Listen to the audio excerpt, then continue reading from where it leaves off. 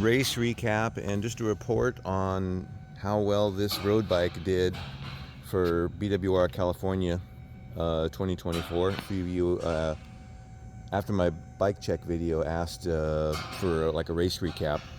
So it worked really well. As expected, I dropped my chain a bunch of times, but having a front derailleur, I could just shift it back on. I have a chain catcher, so it never went off the inside. A few times it came off on the outside, and I could just shift it back on. But yeah, no clutch.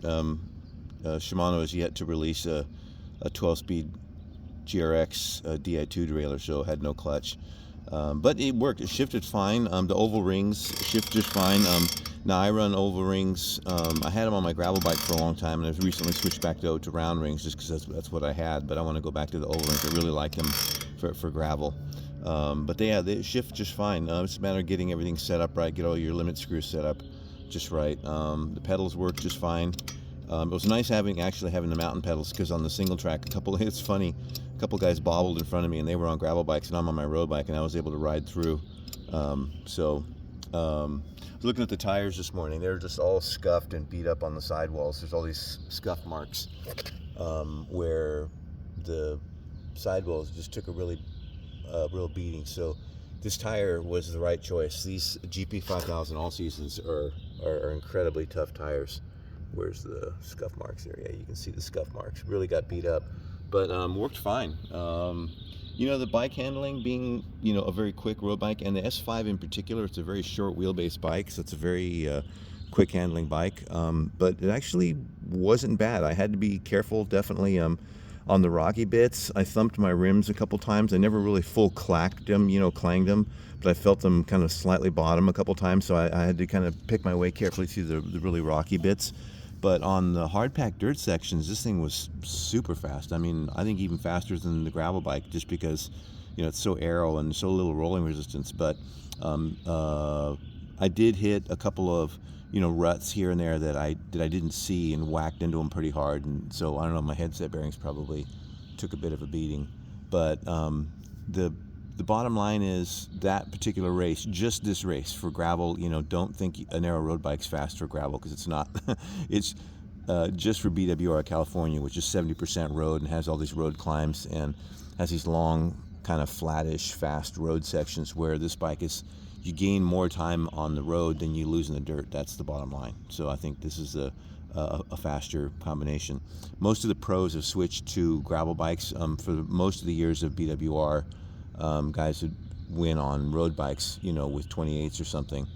But now all the pros are on gravel bikes, partly because it's, sponsor corrected. They have an obligation from their sponsors, but they're running, 32s. Basically, almost all the pros are running 32s. A couple were running 35s, but they're running, like either a file tread or something that was slick in the middle with a little corner knob or something.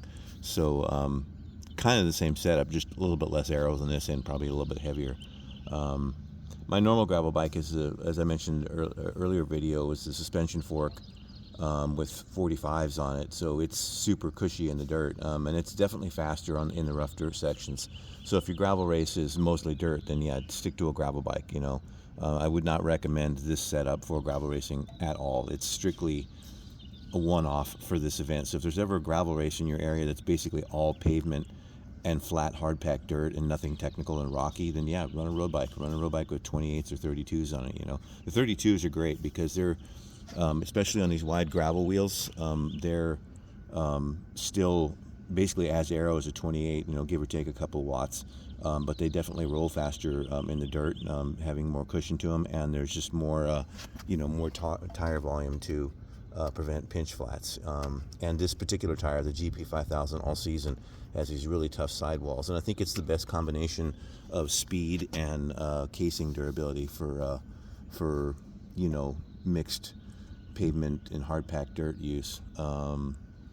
And I guess that's about it. It worked. I won't do it next year just because it was so hard to ride. It's definitely harder to ride because in the dirt you have to be so much more careful than you do on a gravel bike. You just bomb stuff like you're on a mountain bike. But with this, you had to be really careful and pick your line very carefully. And it was definitely faster, but it's definitely harder to ride, and requires more. You got to be like constantly switched on mentally to make sure you don't make any mistakes in the dirt. Whereas a gravel bike, you can sort of relax in the dirt and just kind of float along. But it is faster, you know, if you want to try to win your age category. Oh yeah, in my race, I did win my age category. There was about, I don't know, 20 guys or so in my age group, and I won by a really big margin in this. So yeah, obviously it's very functional. But yeah, question or comment down below. We'll see you at the next race.